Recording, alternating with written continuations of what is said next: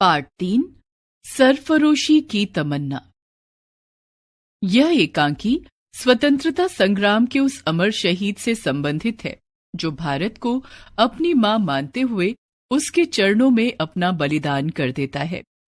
रामप्रसाद बिस्मिल भारत के महान क्रांतिकारी एवं अग्रणी स्वतंत्रता सेनानी थे। ब्रिटिश शासन से संघर्ष करते हुए उन्होंने भारत में ब्रिटिश शासन की जड़ें हिलाकर रख दी। बिस्मिल के क्रांतिकारी संघर्ष से परेशान होकर ब्रिटिश शासन ने उन्हें फांसी की सजा दी। प्रस्तुत एकांकी में बिस्मिल की फांसी से एक दिन पहले जेल में मां बेटे के मिलन के मार्मिक दृश्य को वर्णित किया गया है। जेल की कोठरी का दृश्य। रामप्रसाद बिस्मिल सींकचों के पीछे इधर उधर घूमते हुए मस्ती में गा रहे हैं। सरफरोशी की तमन्ना अब हमारे दिल में है, देखना है जोर कितना बाजुए कातिल में है। उसी समय जेल की कोठरी में जेलर प्रवेश करता है। जेलर भारतीय है। रामप्रसाद बिस्मिल के प्रति उसकी आंखों में अपनापन है। जेलर प्रवेश करते हुए, पंडित रामप्रसाद बिस्मिल। बिस्मिल मुस्कुराते हुए जेलर की तरफ देखकर, जेलर साहब फरमाइए, क्या बात है? तुम्हें कोई मिलने आया है? मुझसे मिलने? कौन आया है? तुम्हारी माँ है। बिस्मिल प्रसन्नता से, मेरी माँ? कुछ सोचकर यकायक उदास हो जाते हैं।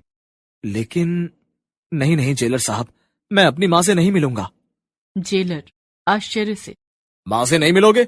ये तुम क्या कह रहे हो? हाँ जेलर साहब, मैं अपनी माँ से नहीं मिल पाऊंगा, मुझे उनसे नहीं मिलना चाहिए। लेकिन क्यों? कल तुम्हें फांसी होने वाली है और आज तुम आखिरी बार अपनी माँ से विदा भी नहीं लोगे। मजबूर हूं जेलर साहब, केवल एक दिन की मेरी इस जिंदगी को देखकर माँ को कितना दुख होगा, इसे आप नहीं जान सकते। मुझे डर है कि माँ की भीगी आंखें कहीं मेरे कदमों को डगमगा ना दे, मुझे अपनी मौत के लिए अफसोस ना होने लगे। जेलर व्यंग से, इसका मतलब ये हुआ कि तुम्हें अपने आप पर भी यकीन नहीं? नहीं नहीं जेलर साहब, ऐसा ना कहिए। मैं चट्टान की तरह अटल हूं और ईश्वर को अर्पित किए गए किसी फूल की मुस्कान मेरी रग रग में है। लेकिन तब भी जेलर साहब, माँ से मिलने की हिम्मत मैं नहीं जुटा पा रहा हूं। क्षमा चाहता हूं जेलर साहब, माँ से मेरी ओर से क्षमा मांग लेना, मैं उनसे नहीं मिल सकूंगा। यकायक रामप्रसाद बिस्मिल की वृद्धा माँ प्रवेश करती हैं। माँ प्रवेश करते हुए, क्या कह रहा है बिस्मिल? माँ से नहीं मिलेगा? मुझसे नहीं मिलेगा तू? जरा फिर से एक बार मेरी ओर देखकर कहना तो सही। बिस्मिल आश्चर्य से, माँ तुम? हाँ, मैं ही तो हूँ। क्या तू अपनी माँ को पहचान भी नहीं सकता? ऐसे मत बोलो माँ। और क्या बोलूं? अपने देश का ऐसा दीवाना बना कि जन्म देने वाली अपनी माँ को भी भूल गया। मुझसे मिलने को भी तेरा जी न चाहा।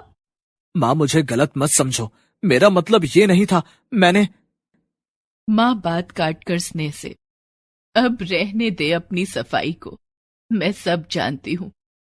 तू अपनी माँ को भले ही भूल जा, पर मैं अपने बेटे राम प्रसाद को खूब जानती हूँ।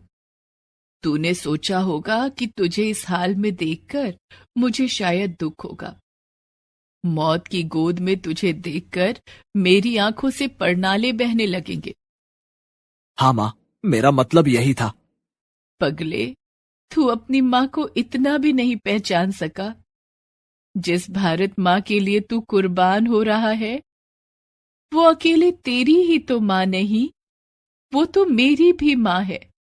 बेटे, तेरे सभी बुजुर्गों की भी माँ है, इस सारे देश की माँ है। बिस्मिल भावावेश में, माँ मैंने समझा था कि अन्य साधारण स्त्रियों की तरह मैं भी रोने चीखने लगूंगी, यही ना?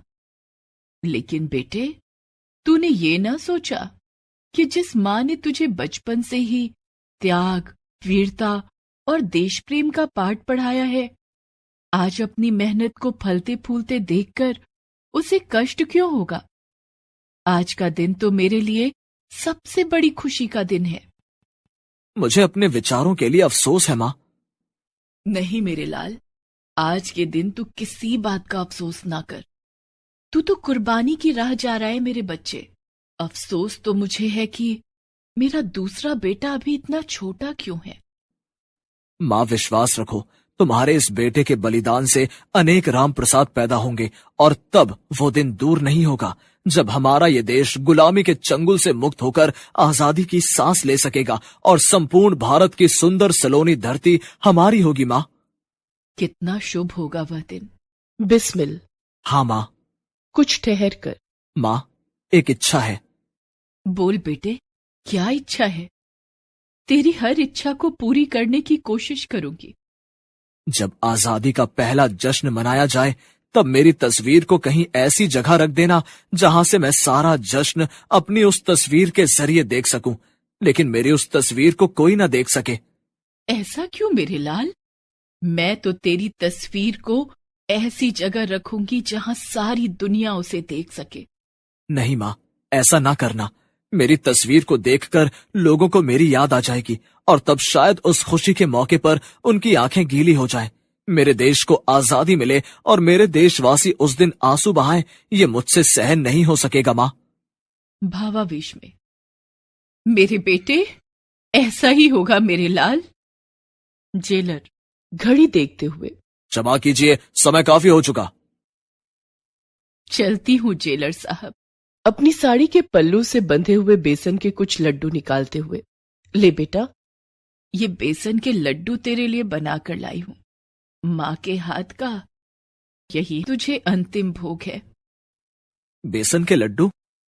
हाँ, तुझे बेसन के लड्डू बहुत अच्छे लगते हैं ना? बिस्मिल हिचकिचाते हुए, लेकिन माँ, जेलर साहब। बिस्मिल जेलर की तरफ देखते हैं। जेलर मुस्कुराकर स्वीकृति देता है।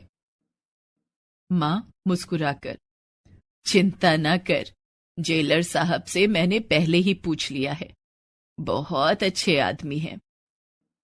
लाओ माँ, अपने हाथ से ही खिला दो। प्रसन्नचित माँ बिस्मिल को लड्डू खिलाती हैं। बस माँ, ये बचे हुए लड्डू मैं बाद में खा लूंगा। वे लड्डू अपने पास रखते हैं। माँ बिस्मिल के सिर पर हाथ फेरते हुए, अच्छा मेरे लाल, मैं चलती हूँ। अच्छा माँ, ईश्वर करे अगले जन्म में भी तुम मेरी ही माँ बनो। और मैं फिर तुझे इसी तरह कुर्बान कर दूं, पाल पोस कर बड़ा करूं और फिर। गला रुंध जाता है। बिस्मिल आश्चर्य से, माँ, ये क्या? ये तुम्हें अचानक क्या हो गया? जबरदस्ती हंसते हुए, कुछ नहीं बेटा, कुछ भी तो नहीं। तो फिर तुम्हारी आंखों में आंसू क्यों छलक आए माँ? उन्हें छलकने दे बेटा, उनकी चिंता तू क्यों करता है? नहीं माँ, विदा की बेला में तुम्हारी आंखों में चमकने वाले आंसू मेरे कदमों को डगमगा रहे हैं। माँ आश्चर्य और दुख से, बिस्मिल ये क्या कहता है? जन्मभूमि पर न्योछावर होने वाले बहादुर इस तरह की बातें नहीं किया करते हैं। संसार की कोई भी शक्ति उनके कदमों को नहीं डगमगा सकती। मैं भी अब तक अडिग ही हूं माँ, लेकिन तुम्हारी आंखों से बहने वाले दर्द को मैं सहन नहीं कर सकता। तुम दुखी रहोगी माँ, तो मेरी आत्मा भी दुखी रहेगी। मेरा दुख, तेरी कुर्बानी पर मुझे दुख, ये तू क्या कह रहा है बिस्मिल? मैं नहीं कह रहा माँ, तुम्हारी आंखों से बहने वाले आंसू कह रहे हैं कि तुम्हें कोई दुख है। अरे पगले, ये आंसू तो खुशी के हैं। खुशी के आंसू? हाँ बेटा, पाल पोस कर अपनी संतान को अपने ही हाथों से देश के लिए कुर्बान कर देने में भी एक अजीब सी खुशी है, और आज उसी खुशी को प्राप्त करने का गौरव मुझे हो रहा है। माँ, मैंने समझा था कि। अरे अब रहने भी दे अपनी समझ को। जेलर साहब, क्या कल अपने बेटे की फांसी के समय मैं यहां रह सकती हूँ? जी नहीं, हुक्म ना होने के कारण मैं मजबूर हूं। जरूरत भी क्या है माँ, तुमने अपने बेटे को भारत माँ की गोद में डाल दिया, अब उसकी सेवा के लिए ये आत्मा किसी भी रूप में रहे, क्या फर्क पड़ता है? तू ठीक कहता है मेरे लाल, अच्छा मेरे बच्चे, भारत माँ की अच्छी तरह सेवा करना, कोई चूक ना होने पाए। माँ बिस्मिल के सिर पर हाथ फेरती हैं और बिस्मिल माँ के पैर छूते हैं। चलिए जेलर साहब। बिस्मिल की माँ जेलर के साथ प्रस्थान करती हैं। बिस्मिल उस तरफ देखते रहते हैं।